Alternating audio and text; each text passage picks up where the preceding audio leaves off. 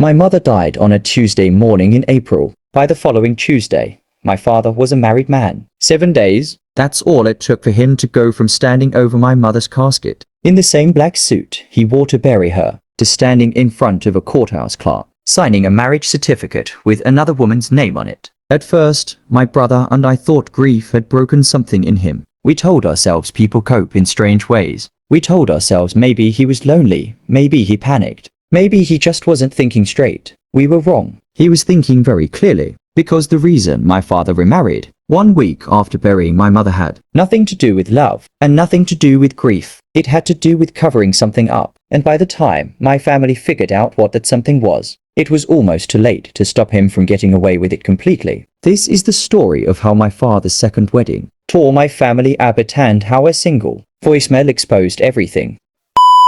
My name doesn't matter for this story, so let's just say I'm Claire. I am 31 years old, the oldest of 2 kids. My younger brother, Daniel, is 28. Our parents, Richard and Eleanor Sullivan, had been married for 34 years when my mother passed away. To the outside world, my parents looked like the couple everyone envied. My father, Richard, was a well-respected contractor who'd built half the custom homes in our town. My mother, Eleanor, was a retired schoolteacher, the kind of woman who remembered every student's birthday for 20 years after they'd left her classroom. They held hands at church. They still danced in the kitchen on Sunday mornings. Neighbors used to joke that if anyone's marriage was going to make it to 50 years, it was theirs. Then, 3 years ago, everything changed. My mother was diagnosed with stage 3 ovarian cancer, the kind of diagnosis that rearranges every plan you ever had for your life. She fought it for 2 years with a strength that still humbles me to think about. Chemotherapy, 2 surgeries, a clinical trial that gave us all a flicker of hope before it didn't work out the way we prayed it would. During that time, my father seemed like the perfect husband. He drove her to every appointment. He learned how to cook her favorite soup from scratch because store-bought made her nauseous. He slept in a recliner beside her hospital bed more nights than I can count. At least, that's what he told us. That's what we believed. It wasn't until the final 6 months of my mother's life that something shifted. Something none of us noticed at the time. But that, looking back, was the first thread in a much bigger unraveling. As my mother's condition worsened, the hospice service assigned her a part-time in-home caregiver named Vanessa. She was maybe 34, 35 years old, sharp, capable, and by all accounts, very good at her job. She helped administer medication, kept track of my mother's pain management schedule, and handled the parts of end-of-life care that are simply too much for family members to manage alone. At first, Daniel and I were grateful for her. Genuinely, hospice caregivers do work that most people couldn't stomach, and Vanessa seemed patient with our mother even on her hardest days. But somewhere around month 4, I started noticing small things. My father began finding reasons to be home whenever Vanessa's shift started, even on days he used to spend at job sites. He started shaving every morning again, something he hadn't bothered with in months. Once, I walked into the kitchen and found the 2 of them laughing quietly over coffee, while my mother slept upstairs, and something about the ease between them made my stomach tighten in a way I couldn't explain. I told myself I was imagining things. My mother was dying. My father was exhausted, stretched thin, running on no sleep for over a year. Surely I was reading too much into a friendly moment between 2 adults who spent 40 hours a week in the same house. I wish I had trusted that instinct instead of talking myself out of it. My mother passed away on a Tuesday in April, at home, surrounded by family, exactly the way she'd asked to go.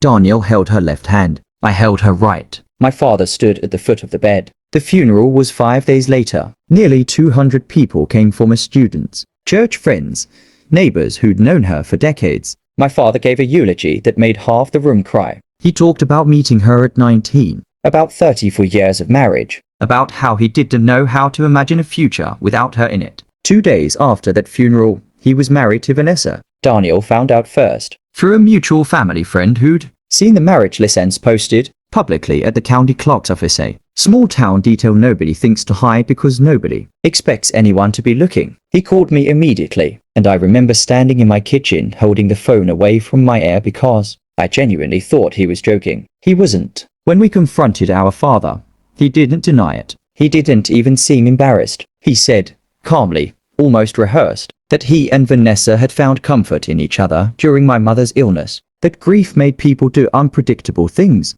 and that he didn't owe anyone, including his own children, an explanation for who he chose to spend his life with. That answer might have been enough to end the conversation, painful as it was, if not for what happened 3 weeks later. My mother's estate had a modest trust fund, money she'd set aside over the years, specifically for medical costs during her illness, separate from the family's regular accounts. It wasn't a fortune, but it was meaningful. Almost $90,000, meant to cover the parts of her care that insurance didn't. After she passed, Daniel, who was listed as a secondary trustee on the account, went to review the final statements, mostly out of a need to close the chapter and make sure everything with the estate was in order. What he found didn't add up. Over the final 8 months of my mother's life, more than $60,000 had been withdrawn from that trust in irregular increments, cash withdrawals, transfers to an account that didn't belong to my mother's medical providers, and payments to a private landlord none of us recognized. Daniel brought it to the estate attorney,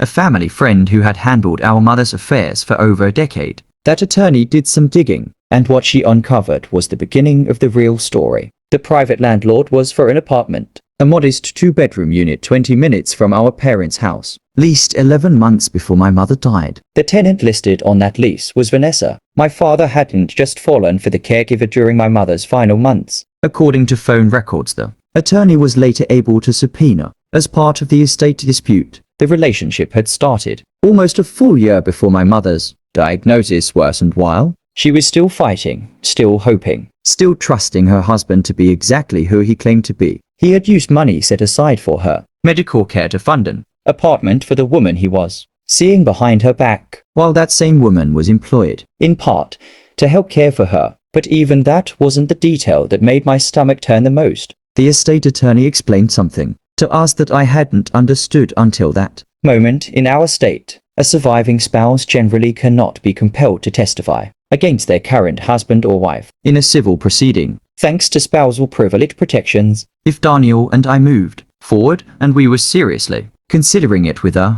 civil claim against our father for misuse of estate funds and potential neglect during our mother's final months, Vanessa, as a direct witness to the caregiving arrangement, the withdrawals, and the timeline of the affair, would have been one of the most damaging witnesses imaginable, unless she became his wife. The moment they married, a significant portion of what she knew became legally protected from being used against him. My father hadn't remarried out of grief. He hadn't remarried out of love, whatever he claimed in that too smooth answer he gave us. He remarried in a legal race against a filing deadline to protect himself from the consequences of what he'd done to our mother while she was dying, and he did it 7 days after we buried her. The piece that finally made everything undeniable was a voicemail Daniel had saved, without even realizing its significance, a message my father had accidentally left on Daniel's phone weeks before the wedding, clearly meant for someone else, likely Vanessa herself. In it,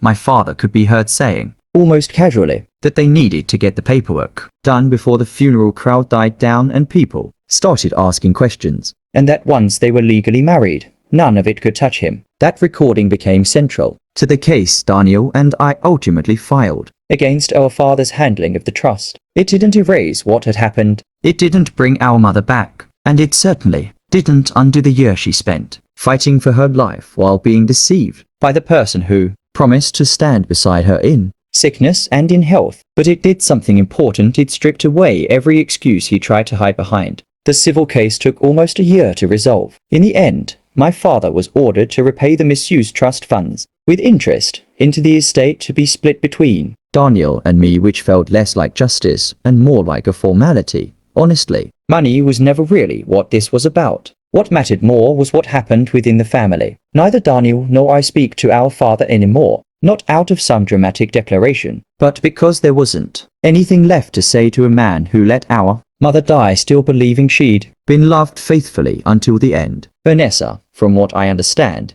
is still married to him. I don't know what their relationship actually looks like behind closed doors. And honestly, I've stopped wondering. Some people build a life on a foundation like that. I just know I couldn't respect a father who built his second marriage on the wreckage of protecting himself from his first one. I think about my mother a lot, not the sickness, not the ending, but the way she used to hum while she watered her garden, the way she remembered every one of her former students by name decades later. She deserved a husband who stayed faithful to her, not just in the wedding vows he said 34 years earlier, but in the quiet, unwitnessed moments when faithfulness actually gets tested. She didn't get that, but Daniel and I got the truth eventually. And sometimes that has to be enough. If you've ever had a family member show you exactly who they were through their actions rather than their words, I'd like to hear about it in the comments. And if this story affected you the way it affected me telling it, consider subscribing. There are more stories like this one coming every week.